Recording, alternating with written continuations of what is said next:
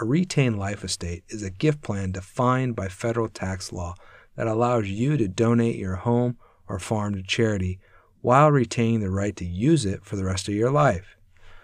As the creator of a retained life estate, you irrevocably deed to charity your home or farm, but retain the right to use it for the rest of your life, a term of years, or a combination of the two.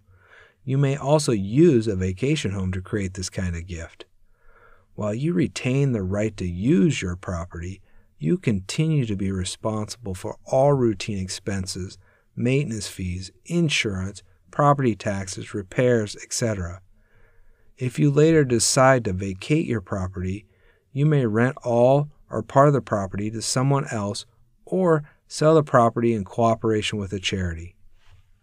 When your retained life estate ends, the charity can then use your property or the proceeds from the sale of your property for the purposes you designated.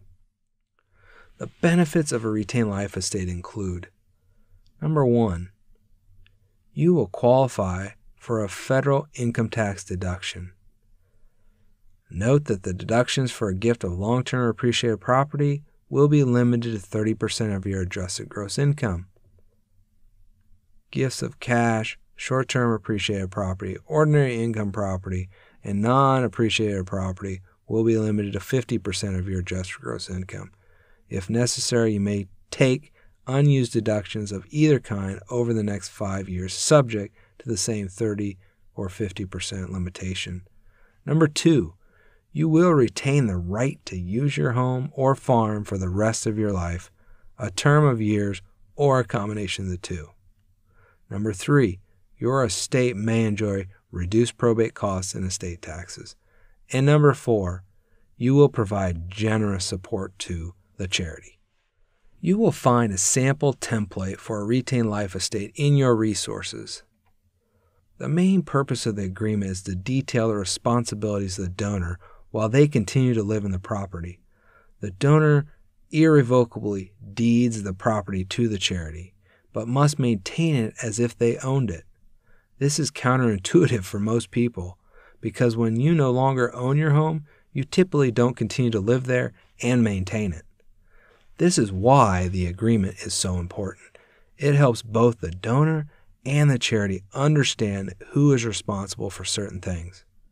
As you will see in the template, the donor is responsible for the following: make necessary repairs and maintain the property, pay property taxes, insure the property, make mortgage payments if there is a loan, allow the charity access to the property, and consult with the charity before making major changes or improvements.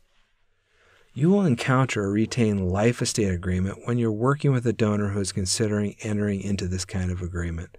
There are several reasons a donor would be interested in this plan-giving option. They may be looking for an income tax deduction, and this makes sense for them. It may be that they're looking to simplify their estate and their biggest asset is their home. If they have already planned for the charity to get their estate eventually, they may want to take advantage of the benefits of gifting it during their lifetime. Because they have a retained life estate, they can continue to live in the house for as long as they want. Here is how it might sound if I were describing or recommending a retained life estate to a donor. Thank you for your interest in including XYZ charity in your estate plans. We're grateful that you value our mission enough to make us a part of your legacy. Let me review the retained life estate agreement with you. This agreement details the rights and responsibilities of both XYZ charity and you as the donor. The retained life estate is an irrevocable arrangement, so I recommend that you review this agreement with your professional advisor.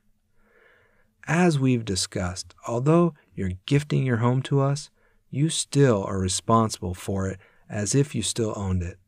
Let me highlight some of your responsibilities. You will continue to make necessary repairs and maintain the home and the property, pay property taxes, insure the property, make any mortgage payments if there is a loan, allow us to access the property, and consult with us before making any major changes or improvements. Upon the satisfaction of the retained life obligation, the residual will be used as you've stated in Schedule B. Once you're satisfied with the details of the agreement, then you'll need to deed the property to us and sign the agreement.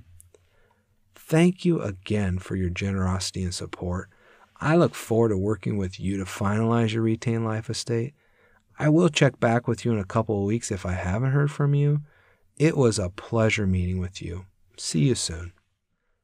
That concludes our look at the 4 most common plan giving agreements and templates for each one.